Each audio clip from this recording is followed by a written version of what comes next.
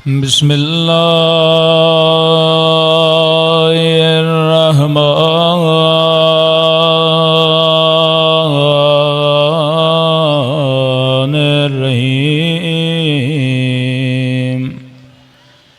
अल्हम्दुलिल्लाहि रब्बिल आलमीन। अल्हम्दुलिल्लाहि कमा हुवा अहलो। अस्सलातु वस्सलामु अला सय्यदिल मुरसलीन व खातमिन नबिय्यीन अबिल क़ासिम मुहम्मद। अल्लाहुम्मा सल्लि अला मुहम्मद व अला आलिहि तय्यबीन ताहिरीन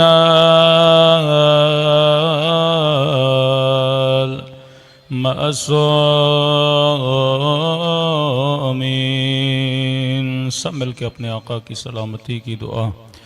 अल्लाहुम्मा कुल्ले वलिका हुज्जत इब्ने अल-हसन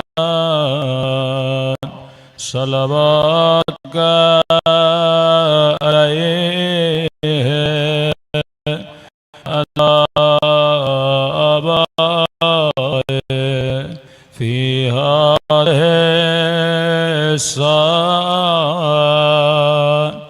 फी कुल्ल वलियान वाफ़दा वक़ाइदान वनासरा वदलीलान वअना हत्ता तुस्किनहु अर्दका तवा वतुमत्तअहु फ़ीहा तबीला बिरहमतिका या अरहमर राहिमीन। सल्लल्लाहु पढ़े मोहम्मद व आले मोहम्मद सल्लल्लाहु मुहम्मद व मुहम्मद। बिस्मिल्लाहिर्रहमानिर्रहीम। रब्बिश्रह ली सदरी व यस्सिर ली अमरी वहलुल उक़दतम मिन लिसानी यफ़क़हू क़ौली। या अय्युहल्लज़ीना आमनुत्तक़ुल्लाह व कूनू मअस्साबिरीन। सल्लल्लाहु पढ़े मोहम्मद व आले मोहम्मद।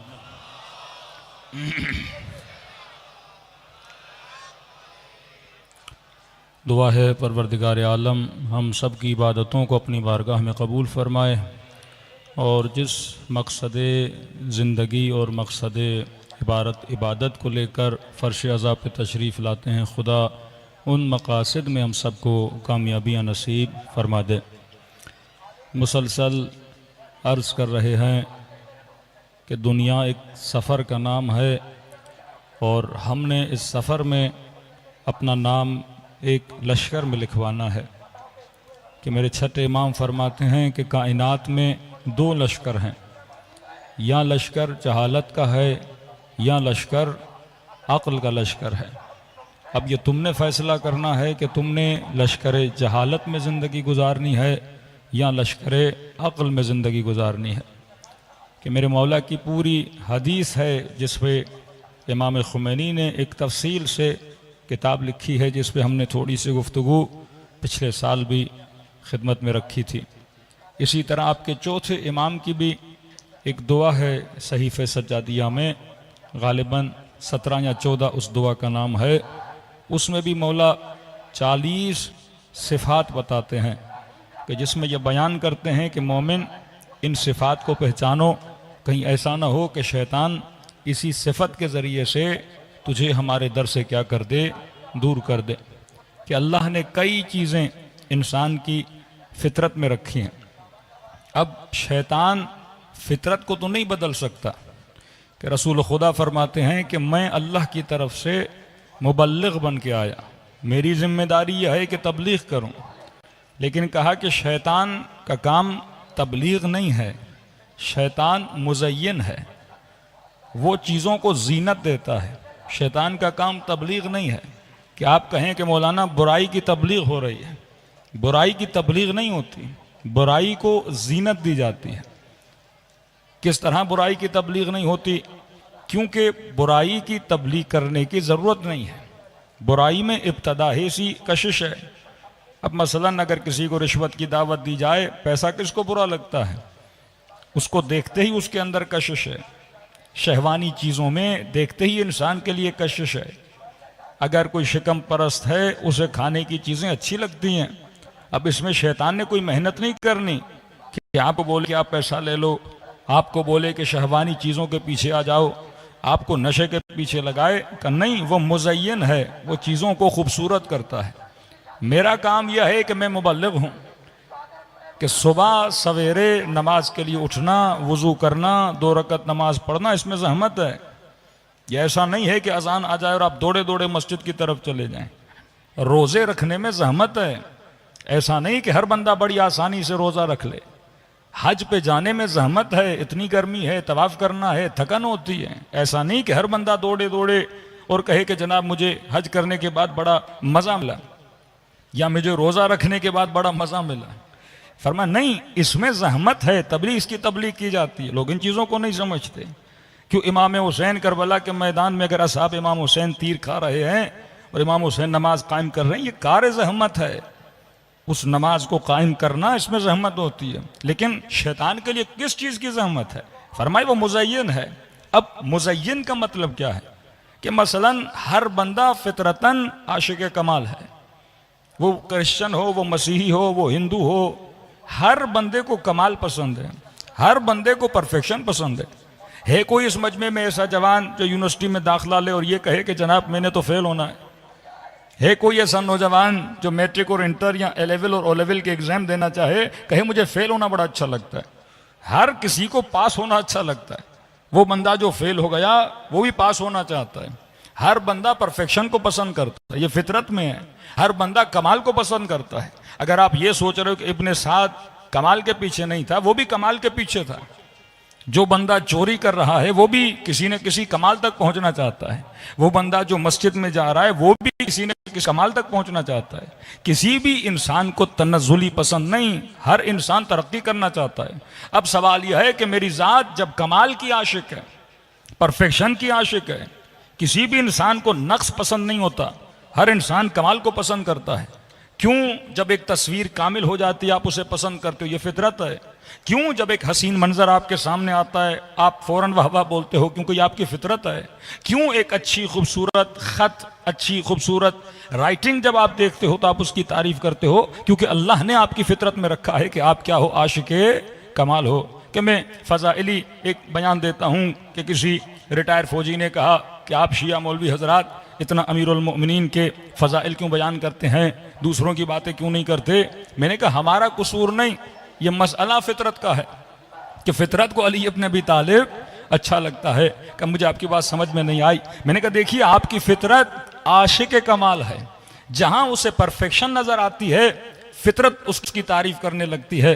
मैंने कहा फौजी हैं, फौजियों वाली मिसाल दूं।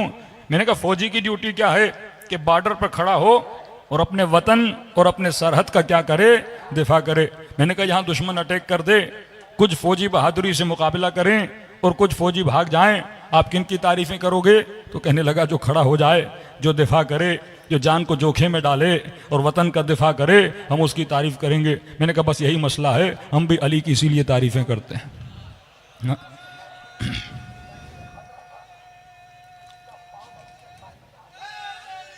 याद आपकी फितरत आशिक कमाल है। सलवात पढ़े मोहम्मद वाले मोहम्मद।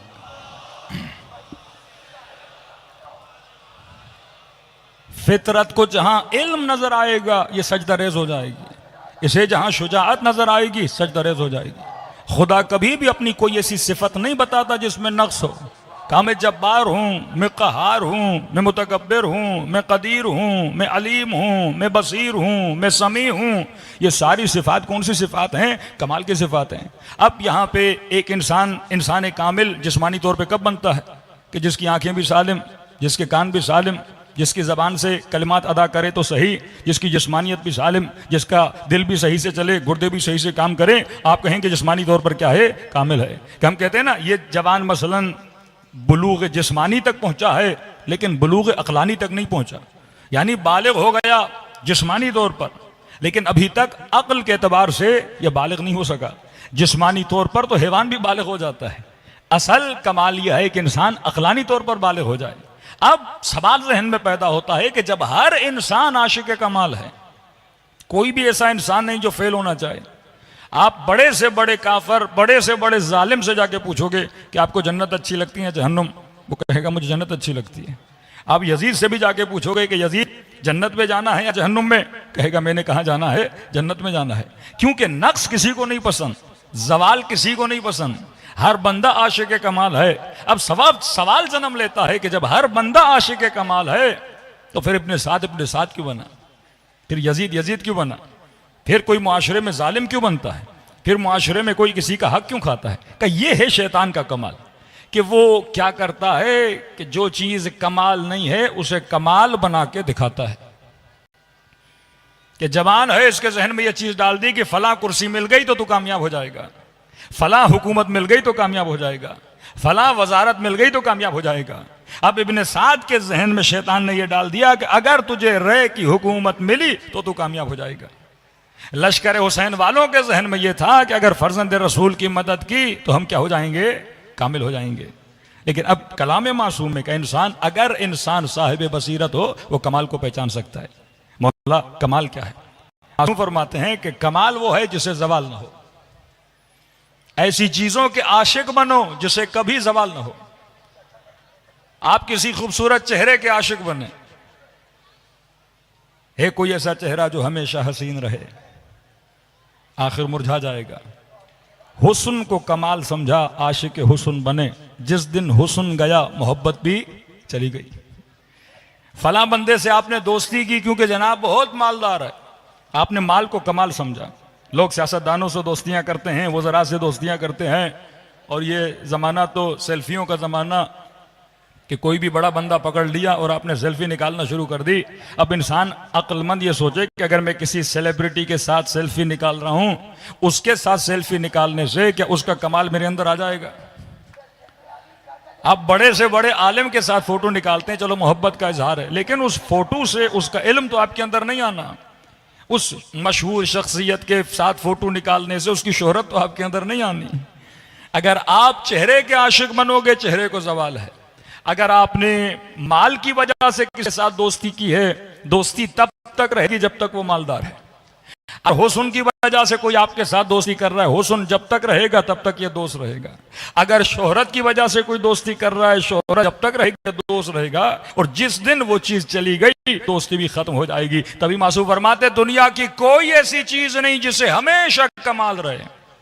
हर शय को खुदा ने दुनिया में क्या दी है? फना दी है। तभी कहा आशिक बनो किसके? ला इलाहा इल्लल्लाह के आशिक बनो। आशिक बनो किसके? खुदा के आशिक बनो, जो इमाम हुसैन के शहीद होने के बाद भी हुसैन को बका दिए हुआ है। कि आज भी दुनिया में इमाम हुसैन का नाम बुलंद है और यजीद का कोई नामो निशान नहीं है। अब शैतान का काम यह है कि वह मुज़य्यन करता है। अब इस तलातुम भरे मुआशरे में अहले बैत अलैहिस्सलातु वस्सलाम की ड्यूटी क्या है? कि हमें इस गंदीदा मुआशरे से, इस नजस मुआशरे से, कि पता नहीं लगता कि हक क्या है बातिल क्या है, यहाँ पे इमाम हुसैन ज़हूर पजीर होते हैं। और फरमा इमाम का काम है कि मोमिन को हाथ से पकड़े, सिरात मुस्तकीम पे चलाए और जन्नत का रास्ता क्या करे?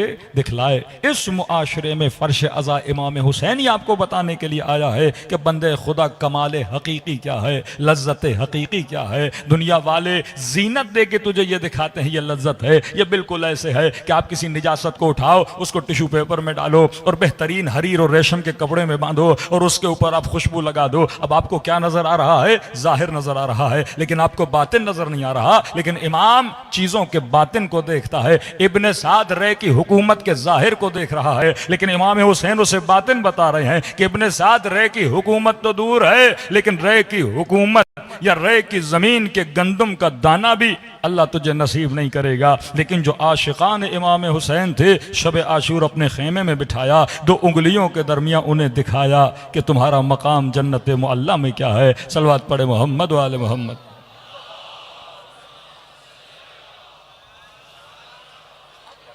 तभी मेरे पांचवें इमाम फरमाते हैं कि जो मजलिस हुसैन में आते हो, ये न समझा करो कि मजलिस में बैठे हो। फरमाया हकीकत में तुम जन्नत के बागों में से एक बाग के अंदर बैठे हुए हो। ये उसकी हकीकत है। जब दुनिया से जाए तो पता लगेगा खुदा ने किन कमालात से तुझे नवाजा था। तो हमने अर्ज किया, जब तक हमारे वजूद में वो सिफात नहीं आती जो असहाब इमाम हुसैन की सिफत थी। मैं थोड़ा दोहरा रहा हूँ ताकि जिन लोगों ने आज ज्वाइन किया है वो चीज़ों को समझ लें। हमने कहा पहली सिफत, अगर चमकना चाहते हो असहाब अबी अब्दुल्लाह अल हुसैन की तरह, अगर अपने वजूद में वो नूर पैदा करना चाहते हो जो असहाब इमाम हुसैन में था, एक एक सिफत को पढ़ो। बड़ा आसान है। कहते मौलाना आज इमाम ज़माना नज़र नहीं आ रहे, हम क्या करें कुर्ब खुदा के लिए? तो मैंने कहा वो सिफात अपने अंदर पैदा करो। यही काम करते थे कि पूरा कूफा गुमराही की तरफ है, लेकिन हबीब वहाँ से निकलता है, मुस्लिम इब्न उसजा वहाँ से निकलता है, हानी इब्न उरवा शहीद हो जाते हैं, मुस्लिम इब्न अकील शहीद हो जाते हैं। ये भी तो उस ज़माने में थे। उन लोगों के लिए शैतान ने किसी और चीज़ को कमाल बनाया, लेकिन इनके पास विलायत की ऐनक थी जिसके जरिए से ये स्कैन कर पाते थे कि हक क्या है और बातिल क्या है। मैंने शायद कल या परसों की मजलिस में भी आपको ये अर्ज किया था कि बंदों में जब गुमराही फैलती है तो बंदगान खुदा में, अब देखिए उम्मत क्या करे, उम्मत तो परेशान है। जब उम्मत के अकाबिर सारे के सारे हक बन जाएं और ये हक आपस में टकराने लगे, तो फरमाया इंसानों में अगर हमने हिदायत का क़िबला किसी को बनाया तो वो अली इब्न अबी तालिब को बनाया। अहादीस जब आपस में टकरा जाएं और समझ में ना आए कि सारे के सारे मौलवी हदीस पढ़ रहे हों, कि आज का जवान यूनिवर्सिटी का पढ़ा लिखा कहे कि मैंने राह हक की तलाश में जाना है, बरेलवियों के मदरसे में जाए तो एक बात सुने, अहले हदीस के मदरसे में जाए तो दूसरी बात सुने, शियों के मदरसों में आए तो तीसरी बात सुने। अब ये जवान कंफ्यूज हो जाता है कि मौलाना हम तो दीन हासिल करने के लिए गए थे, किसी ने यहाँ तक बोल दिया कि रमज़ान शो होता है, चार चार मौलवी टीवी पर बैठे रहते हैं, एक सवाल होता है, चारों के चारों मुख्तलिफ बातें कर रहे होते हैं, यहाँ तक कि बहस इतनी गर्म हो जाती है कि एक दूसरे से लड़ना शुरू हो जाते हैं। क्या जो मदरसों में जाके इतना दीन पढ़ के इनको पता नहीं लगा कि हक व बातिल क्या है, तो हमें कैसे पता लगेगा चार किताबें पढ़ के हक क्या है बातिल क्या है? तो आज की नस्ल कंफ्यूज होती जा रही है हक व बातिल को पहचानने में। ये रसूल खुदा थे जिन्होंने इंसान को बता दिया कि हक क्या है और बातिल क्या है। तभी फरमाया कि ये मत देखना कि हक कहाँ जा रहा है, ये देखना कि अली इब्न अबी तालिब कहाँ जा रहे हैं। तो जब कंफ्यूज हो जाओ शख्सियात में कि उम्मत सारी शख्सियात का एहतराम करे, एक तरफ नबी की जोजा, एक तरफ तलहा ज़ुबैर, अब देखें आमने सामने खड़े हैं, अब कहेगा मैं किसका साथ दूंगा? तो फरमाया जब कंफ्यूज हो जाओ शख्सियात में, तो मैंने शख्सियात में अगर किसी को हक बनाया है वो अली इब्न अबी तालिब को बनाया है। अब एक तरफ अहादीस में कंफ्यूजन हो जाती है, चलो शख्सियात का पता लग गया, लेकिन यहां पर आप टीवी और यूट्यूब खोलते हो, एक मुफ्ती भी कह रहा है काला रसूलुल्लाह, शिया भी कह रहा है काला रसूलुल्लाह, अहले हदीस भी कह रहा है काला रसूलुल्लाह, बरेलवी भी कह रहा है काला रसूलुल्लाह। अब उम्मत तो रसूल को मानती है ना, अब दोनों ने मदरसों से पढ़ा है, ये भी कह रहा है रसूल ने कहा, ये भी कह रहा है रसूल ने कहा, और इतना कॉन्ट्रोडक्शन है ना हदीस में। एक तरफ रसूल कह रहे हैं जुल्म के खिलाफ आवाज उठाओ, दूसरी तरफ कह रहे हैं हाकिम जालिम भी हो लेकिन बोलने की इजाजत नहीं है। एक तरफ बोले कि आमिर बिल मारूफ व नही अनिल मुनकर, कि बुराई को मिटाओ अच्छाई को आम करो, दूसरी तरफ कहें कि अगर हाकिम फासिक भी है, फाजिर भी है, शैतान की आवाज उसके अंदर से आ रही, तुम्हारे दीन को भी फासिद कर रहा है, तुम्हें इजाजत नहीं कि तुम हाकिम के खिलाफ क़ियाम करो। अब यह परेशान हो जाता है। फरमाया जब अफराद में कॉन्ट्रोडक्शन आ जाए तो फरमाया अली को देखना कि अली कहाँ जा रहा है, जहां अली जाएगा वहां हक जाएगा। और फरमाया जब अहादीस में ट्रेडिशंस में कॉन्ट्रोडक्शन नजर आए तो हदीस किसके साथ मिलाना, कुरान की आयत के साथ लाना। बड़े से बड़ा मुफ्ती भी कहे कि यजीद पे लाना नहीं आती, लेकिन कुरान की आयत उठाना, खुदा कह रहा है लानतुल्लाहि अलल कौम ज़ालिमीन, अल्लाह की लानत है जालिमों पर। तो अगर हदीस कुरान की आयत से टकरा रही है तो फरमाइए मेरी हदीस नहीं है, इसे या दीवार पर मारो या जूते की नोक पे रखो, क्योंकि कभी भी नबी कुरान के खिलाफ बात नहीं कर सकते। जो कुरान बोलता है उसी की तशरीह मोहम्मद रसूलुल्लाह करते हैं। सलवात पढ़े मोहम्मद वाले मोहम्मद पर।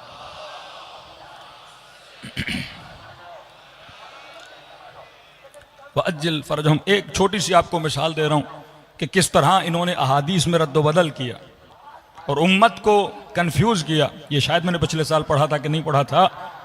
मशहूर है सुन्नत में एक हदीस, अस्हाबी कन नुजूम बिअय्युहुम इक्तदैतुम अहतदैतुम, मेरे सहाबा सितारों की मानद है। बिअय्युहुम इक्तदैतुम अहतदैतुम, जिसके पीछे भी जाओगे तुम्हें क्या मिलेगी? हिदायत मिलेगी। और क्या कहा कि अली माल हक वल हक मा अली, अली हक के साथ है, हक किसके साथ है? अली के साथ है। देखिए एक होती है थ्योरी, एक होता है प्रैक्टिकल। अब मैं कहूं कि हक थ्योरी है, आप कहेंगे मौलाना हक का कोई जिस्म है, हक को मुझे प्रैक्टिकल करके दिखाइए।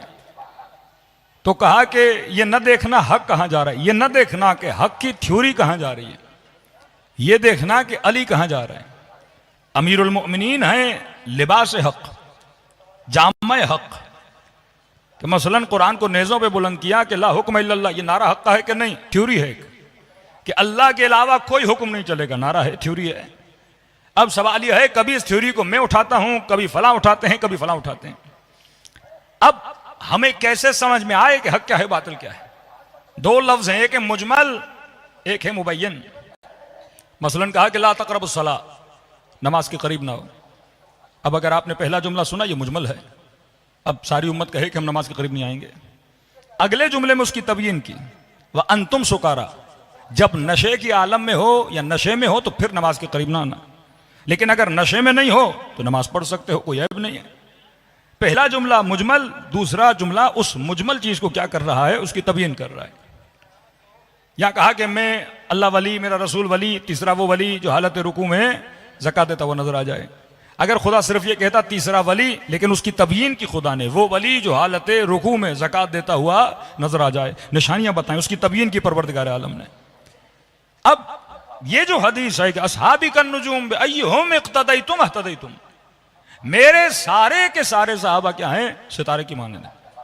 जिसके भी पीछे चलो तुम्हें क्या मिलेगी? हिदायत मिलेगी। हदफ है हिदायत। रास्ता कौन बतलाएंगे? कहा कि ये सारे सितारे हैं, ये तुझे रास्ता बताएंगे।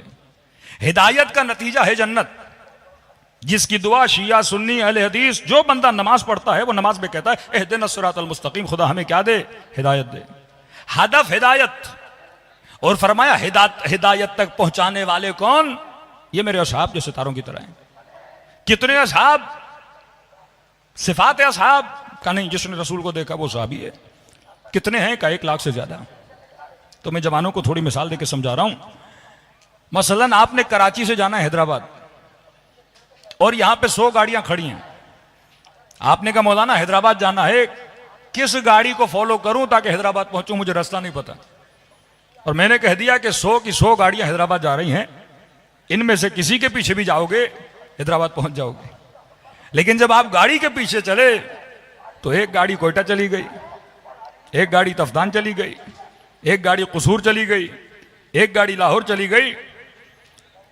गाड़ी का मकसद था मुझे क्या दे? हिदायत दे। कंट्रोडक्शन देखिए, का सारे के सारे असहाब के पीछे चलोगे तुझे क्या मिलेगी? हिदायत मिलेगी। अब आ जाते हैं जंगे जमल में। ये गाड़ियां आपस में टकरा रही हैं, एक बंदा दूसरे बंदे को कत्ल कर रहा है, एक मोमिन दूसरे मोमिन के मुकाबले में आ रहा है। कभी जनाब अम्मार शहीद हो रहे हैं, कभी जनाब तलहा जुबैर मारे जा रहे हैं। अब हदफ यह था कि मुझे हिदायत मिले, और हिदायत तभी मिलेगी, ये सारे के सारे हिदायत के सितारे मनारे तब बनेंगे जब सारे के सारे एक रास्ते पर चले, ना कि एक दूसरे के मुकाबले में हो। मैंने जन्नत तक जाना है, मैंने हिदायत का रास्ता लेना है। ये गाड़ियां जब एक ही पाथ और एक ही रास्ते पे चलेंगी जिसका नाम रखा इहदिनस सिरातल मुस्तकीम, ये वो रास्ता है जो सीधा है। पूछा गया सीधे रास्ते का मतलब यह है? सीधे रास्ते का मतलब यह है कि इसमें विजाज नहीं है, इसमें टेढ़ापन नहीं है। अब रद्दो बदल कहां हुआ, खयानत कहां हुई अहादीस में? असल हदीस क्या थी? अगर रसूल खुदा एक हदीस बता रहे हैं, मैंने प्रैक्टिकल भी देखना है कि वाकईन ये प्रैक्टिकल पॉसिबल है कि नहीं है।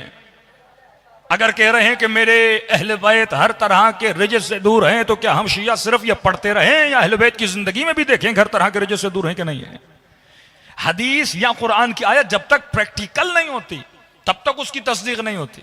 अब कह दिया किसी ने कि रसूल की हदीस है, लेकिन जब हम अमल में जाते हैं तो एक दूसरे के मुकाबले में खड़े हैं। एक सहाबी दूसरे सहाबी को दीन से खारिज समझ रहा है। असहाब रद्दा एक पूरा बाब है, वो असहाब जो इर्तदाद के शामिल हुए, जैसे मालिक इब्न नुमैरा को कहा कि ये दीन से खारिज हो गया लिहाजा हमने कत्ल कर दिया। जो खलीफे के मुकाबले में आ गया वो दीन से खारिज हो गया। खवारिज में कितने लोग थे, असहाब हुर्रा में कितने लोग थे जिनको बोला गया ये दीन से खारिज हो गए। खुद इमाम हुसैन करिए इन्होंने लिखा कि लियाज़ुबिल्लाह हुसैन इब्न अली दीन से खारिज हो गए। तभी जब लश्कर शाम में आता है तो कहते हैं ये खारिजियों का लश्कर है या बागियों का लश्कर है। जब एक दूसरे के मुकाबले में आ गए मतलब बात एक नहीं है। खयानत कहां पे हुई? हदीस क्या थी? इन्होंने सिर्फ एक लफ्ज बदला, हदीस पूरी सही है कि अस्हाबी का नुजूम अय्युहुम इह्तदैतुम इक्तदैतुम, एक थ्योरी बनी ना। अब इस थ्योरी को मैं अगर प्रैक्टिकल तारीख के आईने में उतारता हूं तो ये पूरी नहीं उतरती।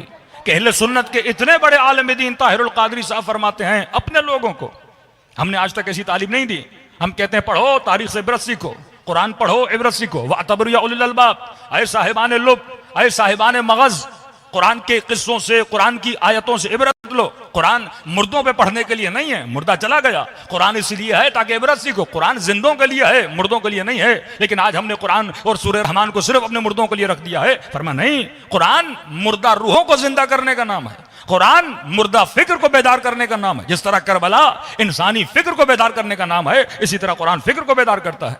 अब परवरदिगार आलम जब इंसान को हिदायत देना चाहता है, अब सवाल यह है कहां पे रद्दो बदल हुआ? हदीस क्या थी? एक लफ्ज सिर्फ बदला। हदीस ये थी कि अहलु बैती कन नुजूम बिअय्युहुम इक्तदैतुम इह्तदैतुम, मेरे अहलु बैत सितारों की तरह हैं, जिसकी भी इक्तदा करोगे तुझे क्या मिलेगी? हिदायत मिलेगी। अब दोनों थ्योरीज हैं, असहाब सितारों की तरह हैं, जिसके भी पीछे जाओ हिदायत मिलेगी।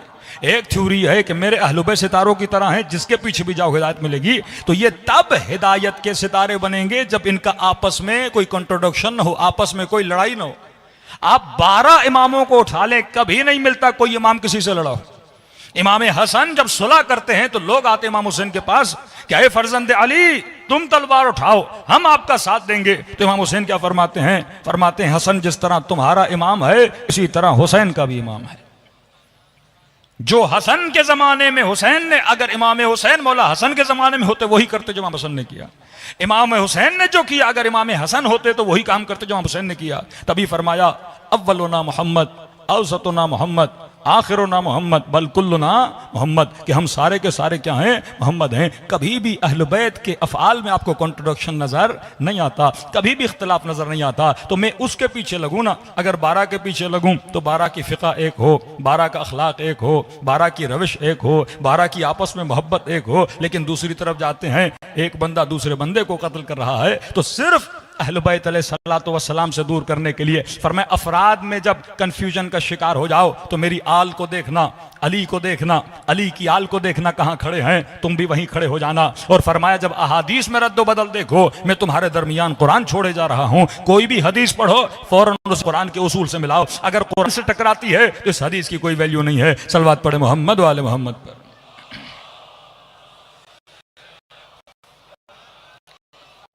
अब ये वही पे पहुंचेगा बसीरत हो। पहली सिफत असहाब इमाम हुसैन की ये साहिब बसीरत, ये कुरान भी समझते, हदीस रसूल भी समझते। काजी शुरै जैसा काजी जस्टिस है।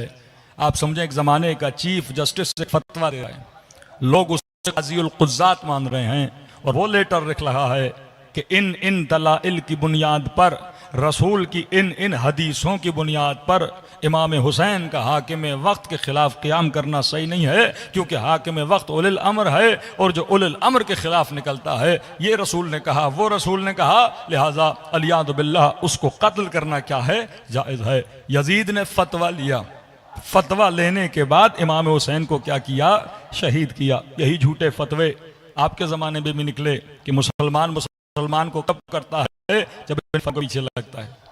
शहीद मदनी, शहीद मेहराब 80 साल इन्होंने मस्जिद में नमाज भाई कि एक जवान आता है, खुदकुश जवान, इस शहीद को मेहराब में पकड़ता है, खुद को उड़ाता है, इसके बदन के टुकड़े टुकड़े हो जाते हैं। किस बुनियाद पर? सिर्फ इस बुनियाद पर कि इसकी फिक्र में वो फिक्र डाली गई जो फिक्र बातिल थी।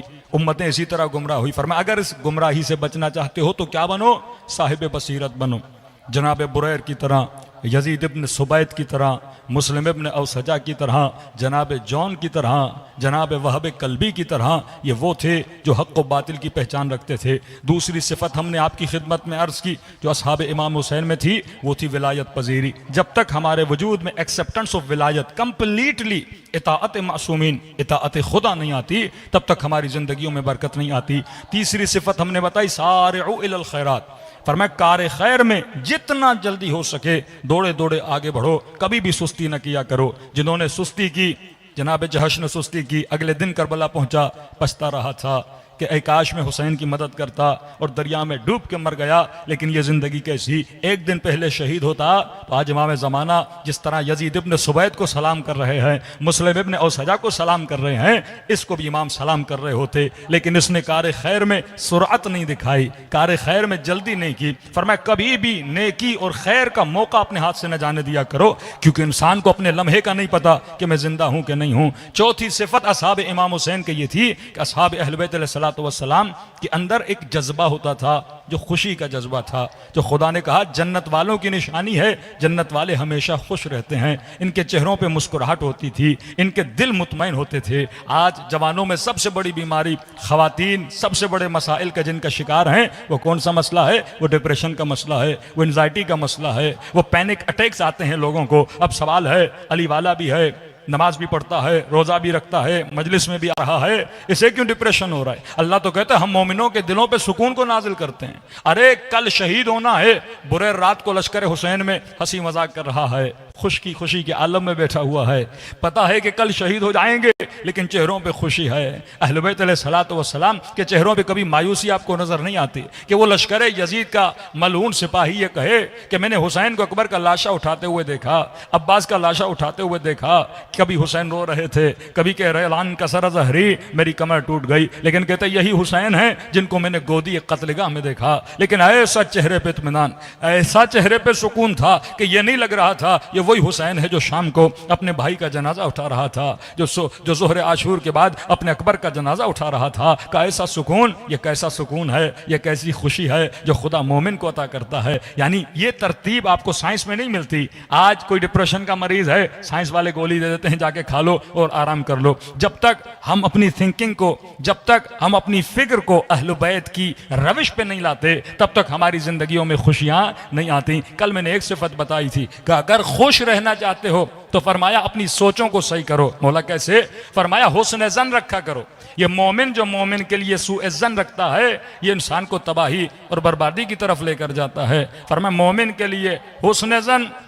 अब सूए ज़न भी रखो, किसके लिए रखें? का शैतान के लिए हमेशा सूए ज़न रखा करो कि मैं फला महफिल में जाने से मौलाना क्या होता है, एक शराबी के साथ घूमने से क्या होता है, 4 बाल अगर मेरे नजर आ गए तो दीन पे कौन सी कयामत पड़ जाती है, 2 जुमले नामहरम से बात कर लिए इससे क्या हो जाता है। अपने ऊपर इतना कॉन्फिडेंस ना रखा करो कि शैतान के ऊपर तुम हुस्न ज़न रखो कि मैं गुमराह नहीं हो जाऊंगा। फला नशे की महफिल में जाने से क्या होता है, 2 कश सिगरेट के लगाने से क्या होता है, थोड़ा नशा करने से क्या हो जाता है, 1 घूंट शराब पीने से क्या हो जाता है। सारी चीजें यहां से शुरू होती हैं। शैतान मोमिन को ज्यादा पे नहीं लाता, वो कम कम से शुरू करवाता है। आज कोई ऐसा नशई दिखाइए जिसने ये कहा पहले दिन ही हमने नशा बड़ा किया था। इन्हीं महफिलों में जाते हैं, इन्हीं महफिलों में जाके खराब हो जाते हैं। मौला ने क्यों कहा कि सलमान अली को बड़ा पसंद है? क्योंकि सलमान पसंद रखता था, वो उलमा की महफिल में बैठता था, वो सुलहा की महफिल में बैठता था। फरमाया वो फासिकों की महफिल से दूरी करता था। आज बड़े से बड़े लोग आपने बच्चों के स्कूल में दाखिला तो करवा दिए, इस लालम में मौलाना बेटा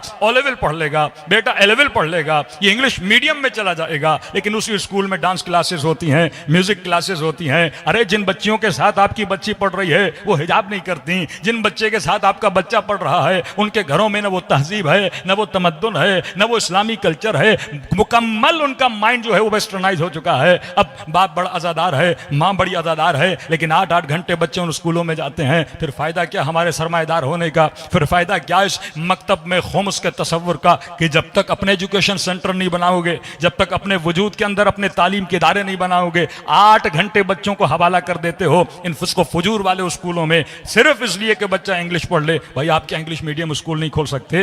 क्या बेहतरीन निज़ाम वाली चीज़ें नहीं खोल सकते? एक टीचर ही तो रखना है, 4 अच्छी किताबें तो रखनी है। मैं ये नहीं कहता किताबों को बदल दें, यही किताबें रखें जो ऑक्सफोर्ड की किताबें हैं, क्योंकि अगर हम यहाँ पे किताबें बदलेंगे फिर आपने जाहिर है हायर एजुकेशन के लिए फिर यूके वगैरह बच्चों को भेजना है, वहाँ पे वही किताबें होंगी। सिर्फ महफिल इसकी अच्छी रखो, टीचर इसका अच्छा रखो, पढ़ाए ऑक्सफोर्ड की बुक, लेकिन ये हो कि टीचर के जहन इस्लामी हो, ये बच्चे के जहन पे काम करे, इसे मोरल वैल्यूज बताए, इसे अहले बैत अलैहिस्सलातु वस्सलाम की चीजें बताए, इसे वाजिबात का पाबंद बनाए कि कल ये बच्चा अगर बाहर मुल्क में भी चला जाता है इसका बुनिया इतना मजबूत हो, इसकी जड़ें इतनी मजबूत हो कि दुश्मन इसके ईमान को खराब न कर सके। तो फरमाया इंसान शैतान के लिए सूए जन करे, मोमिन के लिए हुस्न जन करे। हमारा उलट है, मोमिन के लिए सूए जन करता है लेकिन बच्चे की पढ़ाई में बड़ा हुस्न जन है। कभी नहीं सोचते कि उस स्कूल में जाएगा बच्चे का क्या बनेगा। इसी कराची में मोमिनीन कहते हैं मौलाना अब बेटी जवान हो गई है, उसे पसंद नहीं कि वो हिजाब करे। अब ये सवाल वेस्टर्न वर्ल्ड में होते थे तो समझ आती थी। कोई इंग्लैंड में कहता है मौलाना बेटी हिजाब नहीं करती, मैं पाबंदी नहीं कर सकता।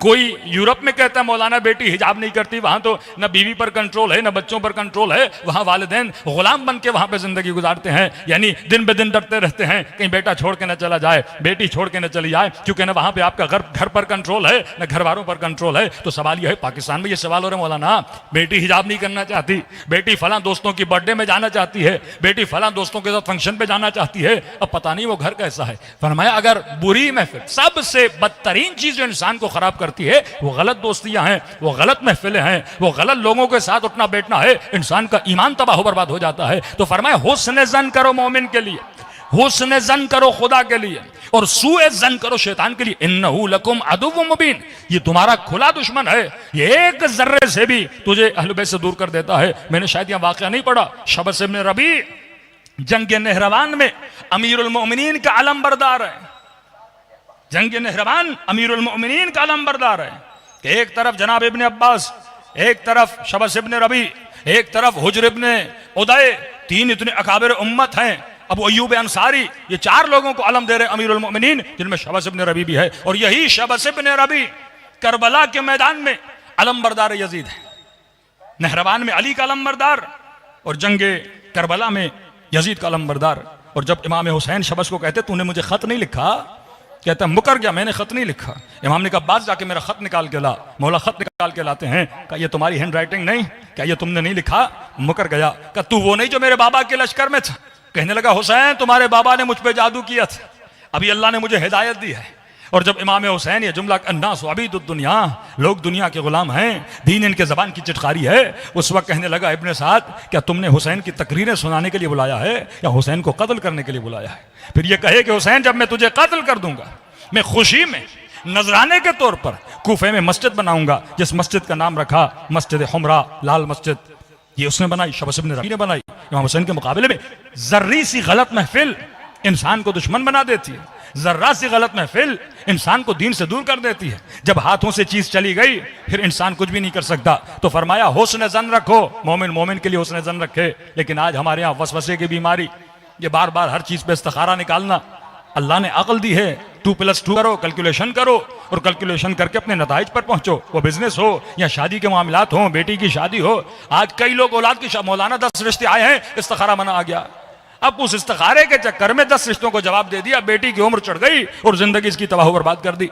फरमाया कैलकुलेशन करो, बड़े आसान फार्मूले अहले बैत ने बताए हैं किसी को परखने के लिए। मोमिन है, बेटा है, बेटी का रिश्ता आया है, जिस स्कूल में पढ़ता है 4 दोस्त देख लो उसके दोस्त कैसे हैं, जिस मोहल्ले में रहता है 4 मोहल्ले वालों से पूछ लो कि ये घर कैसा है। फरमाया पता चल जाता है। अगर 4 मोमिन उसके लिए अच्छी गवाही देते हैं तो मैं ज्यादा तहकीक करने की जरूरत नहीं है। इसी तरह लड़की का मामला है, फरमाया जाकर मोहल्ले से पूछो, उसकी सहेलियों को देखो किस माहौल में पढ़ी है, किस स्कूल में पढ़ी है, किसने उसकी तरबियत की है। इन्हीं छोटी छोटी चीजों से पता चल जाता है। फिर अल्लाह पे तवक्कुल करके तुम बेटियों और बेटों की शादी करा दो ताकि इनकी दुनिया भी आबाद रहे, इनकी आखिरत आबाद रहे। दूसरी चीज जो इंसान को डिप्रेशन में डालती है, मासू फरमाते वो कौन सी चीज है? फरमाया वो इंसान, तीन है ना, प्रेजेंट, फ्यूचर, पास्ट। फरमाया अगर सुकून की जिंदगी में वक्त गुजारना चाहते हो तो वक्त हाजिर में जिंदगी गुजारना सीखो।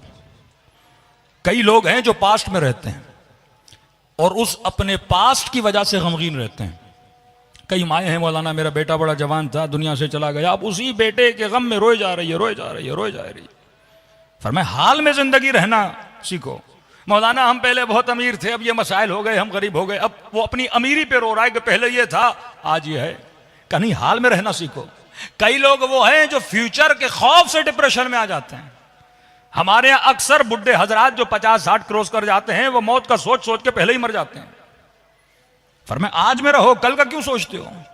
जो चीज आनी है वो आ जाएगी, उसमें ज्यादा सोचने की जरूरत नहीं है। दो जुमले अहले बैत अलैहिस्सलाम फरमाते हैं पास्ट के हवाले से तदबीर और इबरत, माजरत, इबरत और निदामत, ये पास्ट के हवाले से। फरमाया अगर गुज़श्ता जिंदगी में कोई गुनाह किया है नादिम हो जाओ, अल्लाह के दरबार में तौबा मांगो, परवरदिगारा मैंने गुनाह किया, मैंने खता की, मुझे माफ कर दे। और इबरत लो कि खुदाया मैंने जो खता की दोबारा वो गुनाह नहीं करूंगा। अब अपने हाल को बेहतर बनाओ। बाज लोग ऐसे, मौलाना मैंने इतना बड़ा गुनाह किया, पता नहीं खुदा बख्शेगा कि नहीं बख्शेगा। अल्लाह खुद कह रहा है कि अगर तेरे गुनाह दरख्त के पत्तों से ज्यादा हो मैं अरहमुर राहिमीन बख्श देता हूं, सहरा के जर्रों से ज्यादा हो, आसमां के सितारों से ज्यादा हो, बारिश के कतरात से ज्यादा हो, बख्श देता हूं। कभी कभी तो रिवायात में है क्या तुम्हारा गुनाह मेरी रहमत से ज्यादा बड़ा है? का नहीं या रसूल अल्लाह। का फिर क्यों खौफ खा रहे हो? नादिम हो गुनाह पर, इबरत हासिल करोगे, परवरदिगारा आज के बाद कभी गुनाह नहीं करूंगा। बहुत प्यारी रिवायत, बहुत प्यारी रिवायत का एक गुनहगार को कयामत के दिन ले जाया गया और उसे उसका नाम अमाल दिया गया। ये जब नाम अमाल को देखता है तो उसमें इतनी नेकियां, हज, उम्रे, नमाजें, नमाज शब, कुरान की तिलावतें, सच्चाइयां, अच्छे अच्छे काम, तो कहता है मलाइको लगता है गलत फहमी से किसी और का रजिस्टर लेकर आए, ये तो मेरा है ही नहीं, न मैंने हज किया न मैंने उम्रा किया, कुछ भी नहीं, ये किसकी फाइल लेकर आए हो? कहते तुम्हारी फाइल है। कब मैंने तो कभी ये काम किए ही नहीं। दुआए कुमेल पढ़ते हो ना, युबद्दिलुल्लाहु सय्यिआतु बिल हसनात, का खुदा ने तुम्हारी बुराइयों को नेकियों में बदल दिया। इतना करीम है तुम्हारा रब। जब सच्चे दिल से दुआ करते हो, कोई गुनाह किया पास्ट में, हो गया ना, इंसान है, जाहिजुल खता है, गुनाह हो गया, अब इबरत लो अपने उस गुनाह से, निदामत अपने वजूद में पैदा करो। भाई होर ने जितना बड़ा गुनाह किया, इमाम हुसैन का रास्ता रोका, जिसके रोकने की वजह से जनाब सकीना प्यासी रही, नादिम हुआ इमाम की खिदमत में। इमाम ने कभी उसे कोसा नहीं कि होर तुमने ये किया, होर तुम्हारी वजह से ये हुआ, होर मेरी बच्ची तेरी वजह से प्यासी, होर तू अगर जाने देता मामलात बदल जाते, नहीं, का नादिम होकर आया, सीने से लगाया। अब हुसैन हुर में और हबीब में कोई फर्क नहीं रख रहे, हुसैन हुर में और मुस्लिम इब्न औसजा में कोई फर्क नहीं रख रहे। इसी जिस तरह ये अखलाक करीमा के मालिक हैं, खुदा भी अखलाक करीम का मालिक है। ये तो मजहर सिफात परवरदिगार आलम है, सीने से लगा लिया। फरमाया अपने पास्ट में न रहो, पास में रहोगे जिंदगी तबाह बर्बाद। और कभी कभी फ्यूचर इंसान को तबाह कर देता है। अभी खुदा ने घर दिया, सब कुछ दिया, अब टेंशन में पता नहीं कल का क्या होगा, परसों का क्या होगा, एक साल के बाद क्या होगा, मैं मर जाऊंगा तो औलाद का क्या होगा, पता नहीं ये होगा वो होगा। फरमाया इस इंसान की जिंदगी से सुकून चला जाता है। आज के लिए सो रहे हो, शब आशूर, इमाम हुसैन अपने असहाब के साथ बैठे हैं, गुफ्तगू कर रहे हैं। अब ये नहीं कह रहे कल ये होगा कल वो होगा, का जो होगा देखा जाएगा, बस हमने तैयार रहना है, कल के लिए तैयार रहना है। मोमिन मौत के लिए तैयार रहता है। अब जब मलकुल मौत आए, कितने हमारे बुजुर्ग हजरात हैं आधे डिप्रेशन के शिकार, डॉक्टर ने कहा आपकी बीमारी बड़ी खतरनाक है, अब पता नहीं आप दुनिया से कब जाएंगे। अब डेली सोच रहा है आज मलकुल मौत नजर आएगा, कल मलकुल मौत नजर आएगा, आज मेरी रूह निकालेगा, सुबह मेरी रूह निकालेगा। अब मलकुल मौत ने आना है नहीं आना, लेकिन ये अपने हाथों खुद को क्या कर लेता है, मार लेता है। इंसान सोचे या अच्छा सोचे या फरमा इतना बड़ा ना सोचो। ये बचपन में स्कूल में हमें वालिदैन मिसाल देते थे ना, एक बंदा था, अंडा था उसके पास, अब सोचता गया अंडे से मुर्गी आएगी, मुर्गी से अंडा आएगा, फिर और मुर्गियाँ आएंगी। अब सोचते सोचते सोचते अपनी सोचों में बहुत ज़्यादा क्या बन गया, अमीर बन गया। और इतने सोचने में उसका अंडा भी हाथ से गिर गया, तो आज भी गया और कल भी उसका क्या हो गया, तबाह बर्बाद हो गया। मैंने आज की प्लानिंग करनी है, अपने आज में रहना है। फरमाया गुज़श्ता पास्ट से नदामत हासिल करो अगर गुनाह किया है, और अगर कोई खता की है तो इबरत हासिल करो और अपने फ्यूचर के लिए तदबीर करो, मुदब्बिर बनो। आज अच्छा गुजारोगे तो आपका कल भी क्या हो जाएगा, अच्छा गुजरेगा। आज नेकियां करोगे, आज की नमाज को कल पे ना छोड़ो, आज के वाजिब को कल पे ना छोड़ो। आज अगर किसी मोमिन की दिल आजारी की है, आज ही चले जाओ उससे माफी मांगो। माँ के साथ बदतमीजी की है, आज ही चले जाओ उससे माफी मांगो। तो फरमाया ऐ इंसान जो आज में रहता है वो खुश रहता है। एक वाकया मैंने किसी जगह पे बताया कि ऑस्ट्रेलिया की एक मोमिना बड़े डिप्रेशन में, कि मौलाना बस इतनी गोलियां खा खा के डिप्रेशन में परेशान हो गई हूं, कहीं मैं मर न जाऊं। भाई आपके डिप्रेशन की वजह क्या है? कहा कि हमारे शोहर ने मजाक में 2-3 बार कहा है कि मैं दूसरी शादी करूंगा। अब वो रहते भी घर से बहुत दूर हैं, कई कई महीने घर पे नहीं होते, और हमें किसी और ने बताया है कि उन्होंने तो शादी कर ली है। अब मौलाना वो आने वाले हैं, बताइए मैं उनके साथ रहूं या न रहूं, मिलूं या न मिलूं, बात करूं या न करूं, मैंने नहीं मिलना, मैंने नहीं देखना। मैंने कहा आपको यकीन है शादी की है? कि यकीन नहीं, लेकिन मुझे लग रहा है कि कर दी है। अब सोच सोच के उसने अपनी जिंदगी और सुकून क्या कर दिया, तबाह कर दिया। मैंने कहा सोच के मर जाओगी, दूसरी तो वैसे ही कर लेगा वो। इतने सोचने का फायदा क्या है कि इंसान इतना सोचे।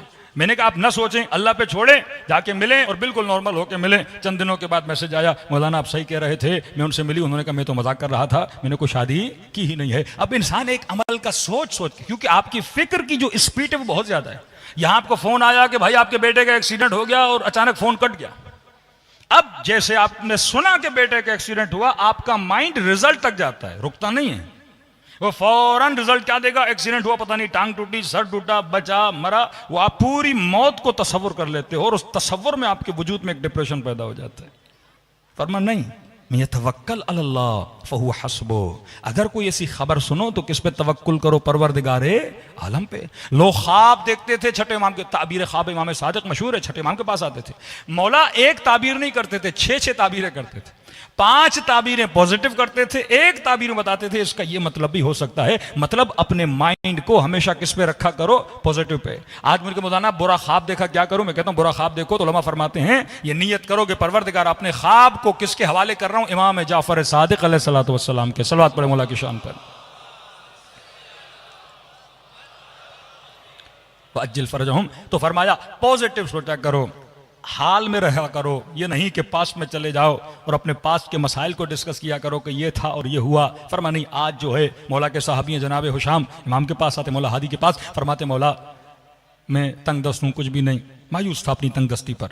इमाम ने फरमाया हुशाम जो नहीं है वो ना सोचो, मायूस हो जाओगे, जो है वो सोचो। अल्लाह ने सही सालिम बदन दिया, अल्लाह ने बेहतरीन औलाद दी, अल्लाह ने तुझे हमारा मानने वाला बनाया, अल्लाह ने तुझे मोमिन बनाया। जब वो सोचोगे जो तुम्हारे हाथ में नहीं है, कुरान भी कहता है ना, मा फातकुम, जो तुम्हारे हाथ से चला गया वो ना सोचो, जो अभी तुम्हारे पास है वो सोचा करो, तो जिंदगी में क्या मिलेगा, सुकून मिलेगा। तीसरी चीज जो इंसान को डिप्रेशन में डालती है, फरमाया जिनकी जिंदगियों में हदफ नहीं होता वो लोग डिप्रेशन में होते। बाप का पैसा है, माल है, दौलत है, अब इसने कहा मैं काम करके क्या करूंगा, जिंदगी में कोई हदफ नहीं। आज दोस्तों के साथ खेलने चला गया, कल ड्रामे देखने पे बैठ गया, यूनिवर्सिटी भी खत्म हो गई, अब तो कोई हदफ नहीं, पैसा इतना है, कहेगा मुझे जॉब करने की जरूरत नहीं है। फरमाया बेहदफ लोग। एक आदमी का हदफ है शादी हो जाए, शादी हो गई, अब कोई हदफ ही नहीं, मौलाना हदफ तो पूरा हो गया, अब क्या करूं। डेली बेसिस पर अपनी जिंदगी में गोल्स बनाओ, जिसको हम कहते हैं short time goals, long term goals. Goal क्या होता है, जब कोई फुटबॉल खेलता है तो फुटबॉल खेलने वाले का हदफ क्या होता है कि बॉल को क्या करना है, गोल में डालना है। जब गोल हो जाता है वो खुशी हो जाती है। एक बैट्समैन जब बैटिंग करता है तो उसका हदफ क्या होता है कि बॉल को बाउंड्री के बाहर फेंकूं, नहीं गया तो कहता है मैं रन लूं, ये उसका गोल है, ये उसका हदफ है। सवाल यह है कि तुम्हारा हदफ क्या है। फरमाया शॉर्ट टाइम अहदाफ बनाओ। ये जो हलबत फरमाते शबे जुमा दुआए कुमैल पढ़ो, सुबह को दुआए नुतबा पढ़ो, ये जो कहा कि दिन में 51 रकत पढ़ो, ये एक स्पोर्ट है। जो बंदा 51 रकत नमाज पढ़ता है, इससे ज्यादा वर्जिश, मतलब हमने अगर नमाज भी पढ़नी है तो 51 रकात का मतलब यह है 51 मिनट्स अगर स्पीड के साथ भी पढ़ूं, स्लोली पढ़ूं तो 1 घंटे से 1.25 घंटा, मतलब 1.25 घंटा अल्लाह का जिक्र भी है और इंसान बदन की एक्टिविटी भी करता है। आज जितने लोग जिम करते हैं, क्या करते हैं, वो डेली 1 घंटा करते हैं, बदन सही सालिम रहता है। यानी ग़ज़ाए सालिम, वर्जिश सालिम, नमाज की सूरत में जबान पर मखसूस जिक्र रखा करो, हफ्ते के अज़कार अहले बैत ने बताए, ये छोटे छोटे गोल्स हैं। अपने लिए गोल बनाओ। कभी कहा 40 दिन का गोल बनाओ कि 40 दिन ये खत्म सूरा करूंगा, ये अमल अंजाम दूंगा। कोई बुक उठा लो कि इस्लामी ये बुक पढ़ूंगा, गोल उठाओ। जब आपका गोल कंप्लीट होगा तो आपको क्या मिलेगी? खुशी मिलेगी। जिन लोगों को नमाज की आदत होती है, एक दिन नमाज उनकी मिस हो जाए तो अंदर डिप्रेशन आ जाता है कि जनाब एक दिन नमाज मिस हो गई, क्योंकि वो आपकी बॉडी में क्या बन गई है? एक आदत बन चुकी है, आपके अंदर वो सेल्स क्रिएट हो चुके हैं। अब जब तक वो चीज, वो खुराक उसको नहीं मिलती तो इंसान को मजा नहीं मिलता। जिन लोगों को मजलिस की आदत है, एक दिन मजलिस में सो जाए तो बदन में एक अजीब सी बेचैनी आ जाती है। तो फरमाया जिनकी जिंदगी में हदफ नहीं, एक हदफ है दुनियावी। देखिए मुख्तलिफ अहदाफ हैं। इकोनॉमिकली हदफ बनाओ कि मैंने कितना इकोनॉमिकली स्ट्रांग होना है। रूहानी हदफ बनाओ कि मैंने इबादत में कितना स्ट्रांग होना है। जिस्मानी हदफ बनाओ कि मैंने अपने बदन को किस तरह मेंटेन करना है कि यह बदन बीमार ना हो। फिक्री हदफ बनाओ कि मैंने अपने नजरियात को कितना मजबूत करना है। कौन सी किताबें पढ़नी है, तारीख इस्लाम की कौन सी किताबें पढ़नी है कि कल अगर जहाज में यूनिवर्सिटी में कोई पढ़ा लिखा बंदा गैर शिया मेरे साथ मिल गया, कोई क्रिश्चियन मेरे साथ बैठ गया, मैं उसके साथ कम अज कम बहस मुबाहिसे करने के काबिल तो रहूं। तो फिक्री अहदाफ, इबादी अहदाफ, जिस्मानी अहदाफ, मुख्तलिफ अहदाफ इंसान बनाए जिंदगी में। ये कॉपी उठा लें, अपने गोल्स लिखें कि भाई एक महीने मैंने ये काम करना है। जब आप गोल्स को अचीव करेंगे तो आपको जिंदगी में खुशी मिलेगी। लेकिन जिन लोगों की जिंदगी में कोई हदफ नहीं है, कोई नशे पे लग जाता है, अय्याशियों में लग जाते हैं ना। शैतान लोगों को कहता है पैसा कमाओ। जब आप पैसा कमा लेते हो फिर शैतान लोगों को यह भी बताता है कि आपने पैसा खर्च कैसे करना है। एक तरफ कमवाता है, दूसरी तरफ अय्याशियां करवाता है। वो शयातीन को, बंदहा या गुमराह को हदफ दे रहा है। मासूमीन भी आपको हदफ दे रहे हैं। ये नहीं कहा पैसा न कमाओ, का पैसा कमाओ। फिर आपको सोशल वर्क बता रहे हैं अमीरुल मोमिनीन, यतीम परवरी करो, गरीब परवरी करो, मुआशरे में इस्लाह करो, एजुकेशन के लिए काम करो। 4 नौजवान जो पढ़ना चाहते हैं लेकिन तवानमंदी नहीं है, उन नौजवानों को पढ़ाओ। ये तुम्हारी इन्वेस्टमेंट है, मुआशरे की बेहतरी भी करोगे और आखिरत में अपनी कब्र को, आखिरत को क्या करोगे? आबाद करोगे। सलवात पढ़े मोहम्मद वाले मोहम्मद पर।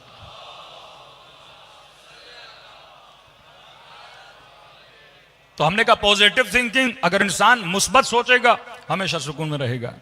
दूसरा हमने कहा जब तक प्रेजेंट में रहेगा इंसान सुकून में रहेगा।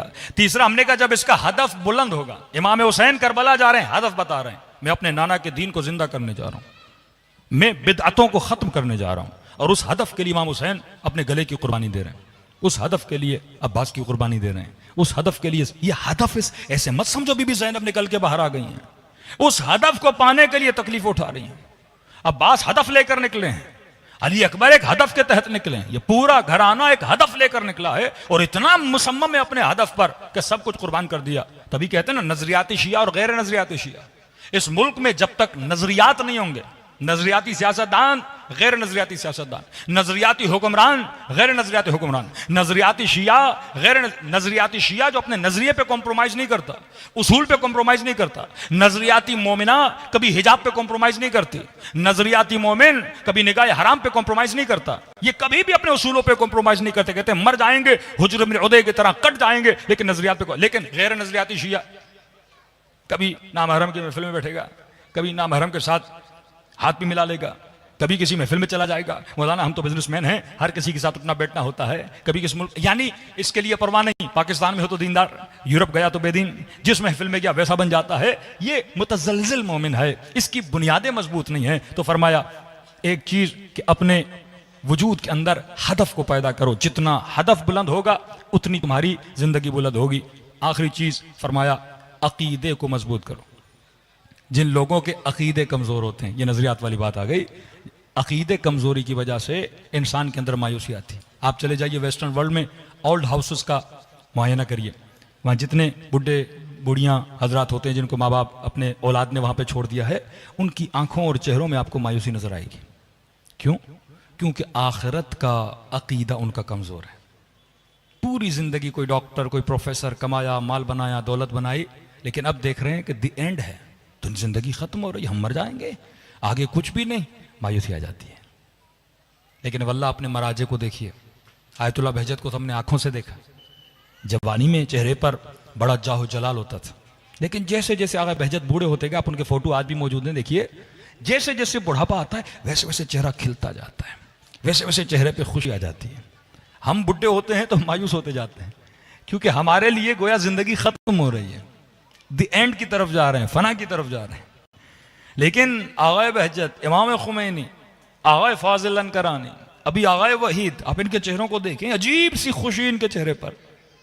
क्यों खुशी थी? फरमाया इनके लिए मौत एंडिंग का नाम नहीं है, इनके लिए मौत मुलाकात खुदा का नाम है। ये अल्लाह से मिलने के लिए जा रहे हैं। यही खुशी असहाब इमाम हुसैन में, यही खुशी इमाम हुसैन में, यही जुमले फुस्तु बि रब्बिल काबा, काबे के रब की कसम अली आज कामयाब हुआ। ये खुशियाँ अहल बैत, क्योंकि इनके अकीदे मजबूत थे। जो सिर्फ दुनिया को हदफ बनाता है, मौत उसके लिए तकलीफ दे भी है, मायूस कुन भी है।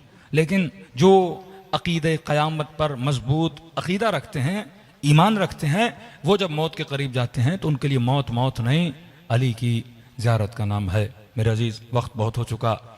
जब तक अपने वजूद के अंदर फ़िक्र अहल बैत को नहीं पालेंगे, ये फ़िक्र सिर्फ आखिरत नहीं बनाती, हमारी ज़िंदगियों की कई उलझने घुट्टियाँ इससे खुल जाती हैं। बस सवाल यह है कि इंसान तर्ज़ तफक्कुर को बदले और करीब हो जाए सिफ़ात अहल बैत और सिफ़ात असहाब अहल बैत में। बड़ा अजर है इन मजलिसों में शिरकत करने का। कल शायद आग़ाए शेख अब्बास क़ुम्मी के बेटे का मैंने वाक़या आपको बताया कि नहीं, याद नहीं आ रहा। ये 20 साल से ज़ाकिर इमाम हुसैन थे। 20 साल। एक बंदा 20 साल से ज़िक्र अभी अब्दुल्लाह अल हुसैन करे। और एक देखिए, एक मौलवी और एक ज़ाकिर के पास क्या है? गले के अलावा कुछ नहीं। आपका गला नहीं, कुछ भी नहीं। आप एक ख़तीब से क्या सुनना चाहते हो? उसकी आवाज़। एक नूहे खान का गला गया तो नूहे खान ही गया ना। कहते हैं एक मुहर्रम पढ़ने के बाद तकलीफ हुई मेरे गले में, डॉक्टर को दिखाया कि आपको कैंसर है। कब बचूंगा कि नहीं, इलाज मुमकिन है कि नहीं? का शेख अली, शर्त यह है कि 20 महीने कलाम न करो, बात न करो। बात करोगे गले की रगों पर प्रेशर आएगा, लिहाजा नुकसान होगा।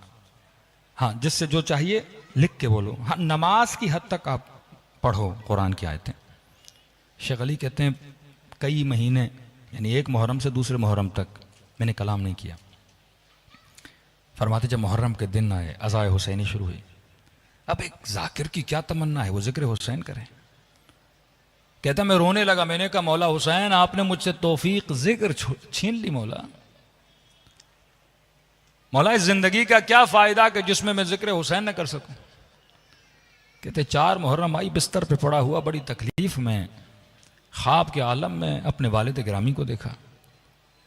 और उन्होंने कहा शेख अली, सामने वाले कमरे में रसूल खुदा बैठे हैं और इमाम हुसैन बैठे हैं, और मुझे कह रहे हैं शेख अली को बुलाओ और कहो कि हमारे लिए मसाइब हुसैन पढ़े। मैंने कहा मेरी जुर्रत कि मैं रसूल खुदा के सामने मसाइब पढ़ूं? का हुक्म है, आओ। का कमरे में गया, रसूल खुदा की ज़ियारत हुई, इमाम हुसैन की ज़ियारत हुई। मकाम है बाज़ ज़ाकिरों का। कहा कि शेख अली मसाइब पढ़ो। मैंने कहा या रसूल अल्लाह, मैं कैसे जुर्रत करूं आपके सामने मसाइब पढ़ूं? या रसूल अल्लाह, मुझे बीमारी है, गला ख़राब है। फरमाया हम तुझे शफा देंगे, मसाइब पढ़। कहा या रसूल अल्लाह, कौन से मसाइब पढ़ूं? का शेख अली, मेरे हुसैन की 4 साला बेटी के मसाइब पढ़। कहते हैं ख्वाब के आलम में मैंने सोचा क्या पढ़ूं। सिर्फ एक जुमला पढ़ा और पढ़ने के बाद रसूल खुदा गश खा गए। का कौन सा जुमला पढ़ा? शेख अली का सिर्फ ये कहा कि बच्ची ने बाबा को कहा कि बाबा मेरा रुखसार छोटा था, जालिम का हाथ बड़ा था। कहते हैं जब होश में आया तो पूरा बदन पसीने से तर था, और बीवी से कलाम किया और महसूस किया अब गले में कोई तकलीफ नहीं है। अपने खातिरात में लिखते हैं कि मोमिनों, मैंने इस ख्वाब से ये समझा कि ज़िक्र हुसैन में खुदा ने शफा रखी है, और अगर रसूल खुदा को हुसैन की बच्चियों का वास्ता दो, बच्चे का वास्ता दो, तो बड़े से बड़ी बीमारी भी हो खुदा क्या करता है, दूर। ये अकीदा होना चाहिए मोमिन का। अपने मरीज़ों को फ़र्श अज़ा पिलाया करो और दुआ किया खुदा उनको शफा दे। दिलों को करबला लेकर चलें। रातें जैसे जैसे बढ़ रही हैं, दिलों का गम भी बढ़ना चाहिए, क़ुर्ब इमाम भी बढ़ना चाहिए। फरमाया जो खुलूस दिन से मेरे हुसैन को सलाम करे, खुदा उसे सवाब ज़ियारत हुसैन अता करता है। सब मिल के अस्सलाम अल हुसैन व अला अली इब्न हुसैन सब मिलके वाला औलाद हुसैन वाला अस्हाब हुसैन की सदा बुलंद हो सब मिलके अस्सलाम अला हुसैन व अला अली इब्न व अला औलाद हुसैन व अला अस्हाब सब मिलके बुलंद आवाज से अस्सलाम अला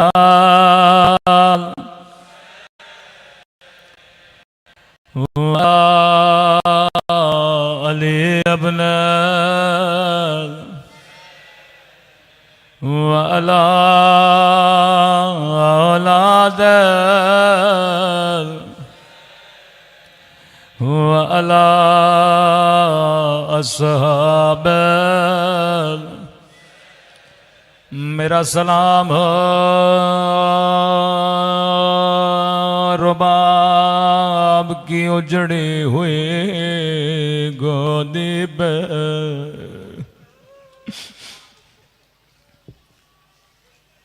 खुदा किसी माँ को नन्ना सलाशा न दिखाए नाम असगर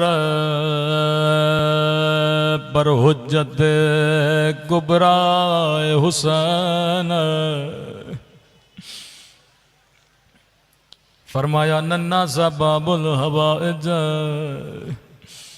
खुदा को अली असगर की नन्ही सी गर्दन का वास्ता दिया करो बिलखस जो बे औलाद खुदा असगर का वास्ता कभी रद्द नहीं करता। एक मौला का ज़ाहिर करबला गया कभी हुसैन की जरी को चूमे कभी हबीब की जरी को चूमे कभी ख़याम हुसैनी में जाए खादिम ने कहा ज़ाहिर क्या ढूंढ रहे हो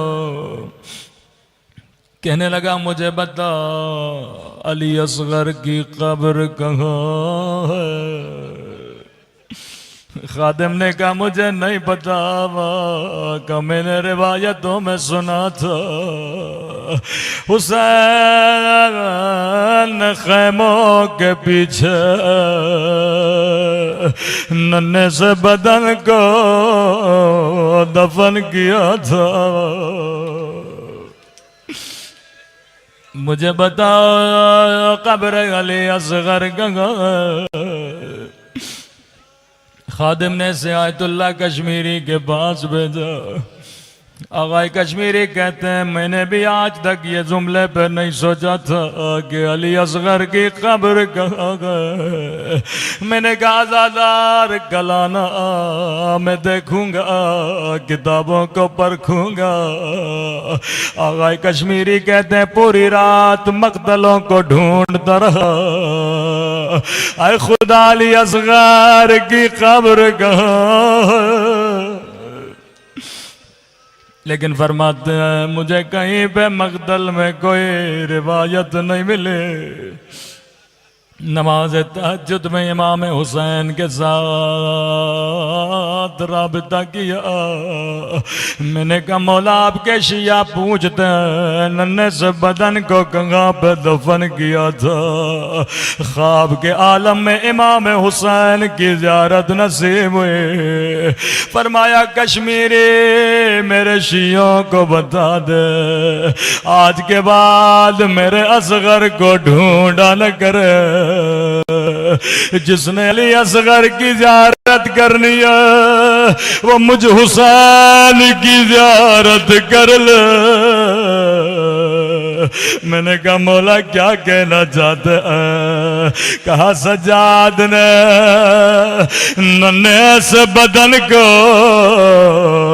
मेरे सीने पे रखा था,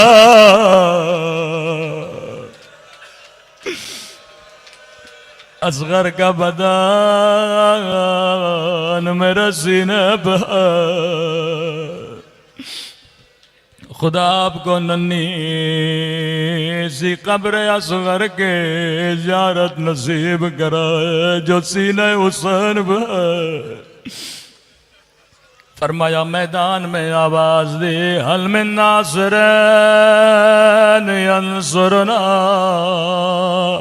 है कोई हुसैन की मदद करने वाला। बच्चे ने खुद को गहवारे से गिराया, खेमे में आए रुबाब ये इतना बेचैन क्यों है? कम मौला कई दिनों से बच्चे ने दूध नहीं पिया, मेरा दूध खुश्क हो चुका है। क्या मैं बच्चे को पानी पिला के आता हूँ? सफेद कपड़े में असगर को लपेटा। रावी कहता है हुसैन ने असगर के चेहरे पर भी अपनी अबा को रखा। क्या मौला अबा का दामन क्यों रखा था? रोके का असगार का खा बदन बड़ा नरम था, करबला की धूप बड़ी गर्म थे, ऊपर से बच्चा प्यासा था। हुसैन नहीं चाहते थे अली असगर को तकलीफ हो।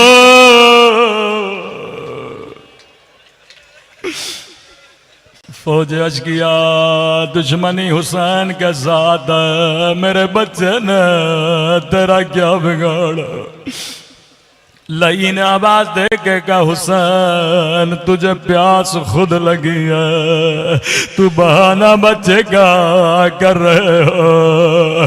असगर को दोनों हाथों पे उठाया, काली असगर हुज्जत खुदा के बेटे हो, बेटा हुज्जत माफ करो।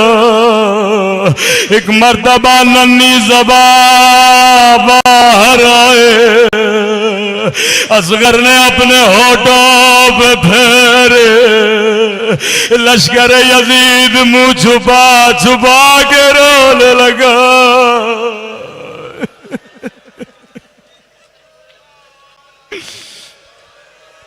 इब्न ज़ाद ने कहा हुरमला इक़्ता कलाम अल हुसैन, कहीं फौज में इनकलाब ना आ जाए। लई ने तीरों कमान लिया, जैसे निशाना लेना चाहता था इसके हाथ लर्ज़े, तीर गिर गया। दोबारा निशाना लिया, तीर गिरा। कहा हुरमला क्या हुसैन से डरते हो या नन्हे से बच्चे से? लई कहता है मैं हुसैन से नहीं डरा, लेकिन क्या करूं जब तीर चलाता हूँ एक काले बुरके में बीबी है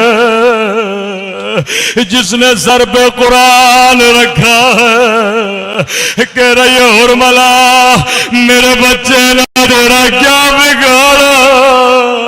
मेरा 6 महीने का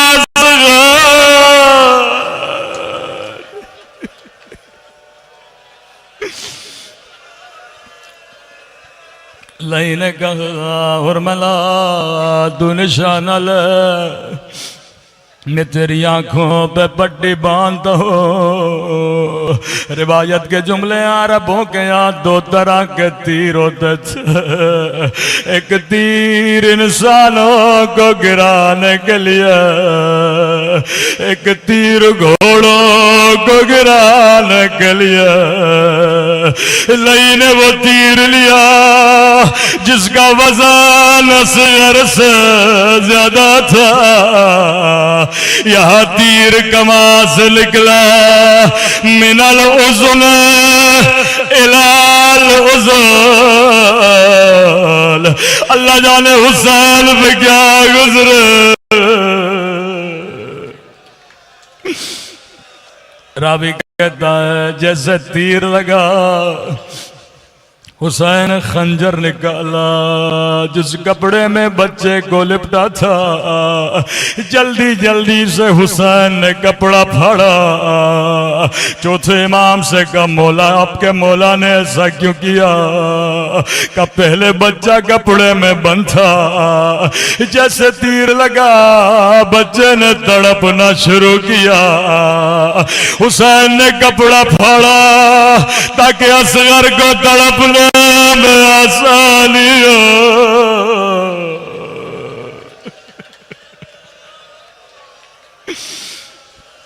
शबे आशूरा माल करेंगे, चंद कदम आगे चंद कदम पीछे। उस वक्त हुसैन को याद करना, सोच रहे थे माँ को कहा था पानी पिलाऊंगा, अब रुबाब को 6 महीने का बच्चा कैसे दिखाऊंगा। खेमे के दर से आवाज दे, बहन ज़ैनब जल्दी आओ। बीबी ज़ैनब फरमाती हैं असगर के रोने की आवाज बंद हो गए। मैंने समझा शायद बच्चे ने पानी पी लिया, लेकिन जब खेमे के दर पे पहुंचे क्या देखा, 2 नन्हे से कदम जो खून से रंगीन, हुसैन की राड़े खून से रंगीन। करबला का कोई शहीद दफन नहीं हुआ, असगर के नन्हे से बदन को मेरे मौला ने दफन किया। कहने लगे ज़ैनब मेरे असगर का बदन बड़ा नरम है, ये घोड़ों की टापों को बर्दाश्त नहीं कर सकेगा, लेकिन हाय हाय असरत हुसैन। 11 मुहर्रम का दिन आया, लाइन हुक्म दिया 40 घोड़े सवार नेज़े उठाए। यहाँ नेज़ा जमीन में जाता था, यहाँ रुबाब का कलेजा। एक मर्तबा नेज़ा जमीन में गया, एक नन्हा सा बदा रुबाब की फरियादें बुलंद हुई, हाँ मेरा अली असगर। एक मर्तबा तीर से, फिर नेज़े से, फिर जालिम की तलवार से मातम हुसैन।